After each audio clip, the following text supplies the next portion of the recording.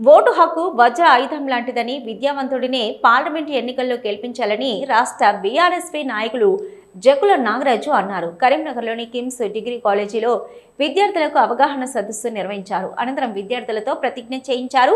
ప్రజా సమస్యలపై పార్లమెంటులో గలమెత్తే విద్యావంతుడికి ఓటు వేయాలని సూచించారు.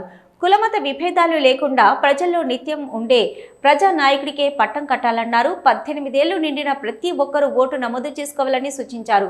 ఓటు హక్కు ఉన్న ప్రతి ఒక్కరూ ప్రజా సమస్యలపై పోరాడే నిత్యం ప్రజల్లో ఉండే విద్యావంతుడైన కుల మత భేదం లేకుండా ప్రజల కోసం పార్లమెంటులో గలమెత్తే నాయకుడికి ఓటు వేసి గెలిపించాలని కోరారు.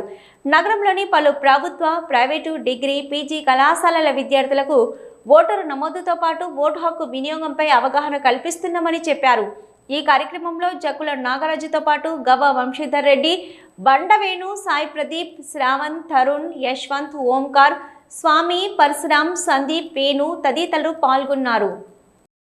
ఓటర్ జాబితాలలో ఈరోజు మా విద్యార్థి విభాగం ఆధ్వర్యంలో మరియు యూత్ ఆధ్వర్యంలోనే ఓటర్ నమోదు కార్యక్రమంలో భాగంగా ప్రతి కాలేజీ తిరుగుతూ ఓటు నమోదు కొత్త వాళ్ళు ఎవరైతే 18 సంవత్సరాలు నిన్న యువకులు ఉన్నారో, విద్యార్థులు ఉన్నారో వాళ్ళని ఓటు నమోదు చేసుకోవాలని చెప్పేసి వాళ్ళకి తెలపడం జరిగింది. అదేవిధంగా ఓటు లేని వాళ్ళు కూడా ఓటు చేయాలి.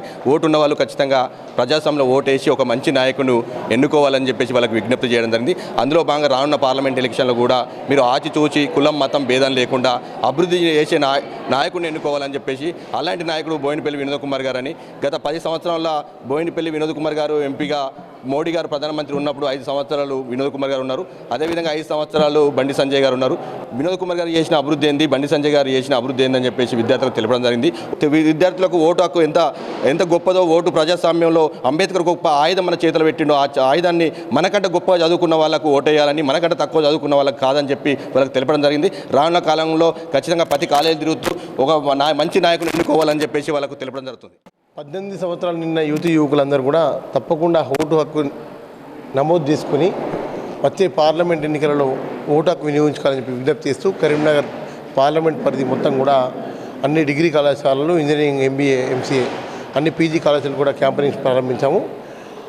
ఓటు అనేది ఒక వజ్రాయుధం. ప్రజాస్వామ్యంలో ఓటుతోటే ఒక చారిత్రాత్మక తీర్పు ఇవ్వడం హక్కు ప్రజాస్వామ్యం భారత రాజ్యాంగం కల్పించింది. తప్పకుండా విద్యార్థులందరూ కూడా ఓటు హక్కు నమోదు చేసుకుని ఓటు హక్కు వేయాలని చెప్పి విజ్ఞప్తి చేస్తున్నాం. అదేవిధంగా వారితో పాటు వాళ్ళ తల్లిదండ్రులను, వాళ్ళ చుట్టుపక్కల వారిని కూడా ఓటు వేసే విధంగా వారిని ప్రోత్సహించాలని విజ్ఞప్తి చేస్తాం.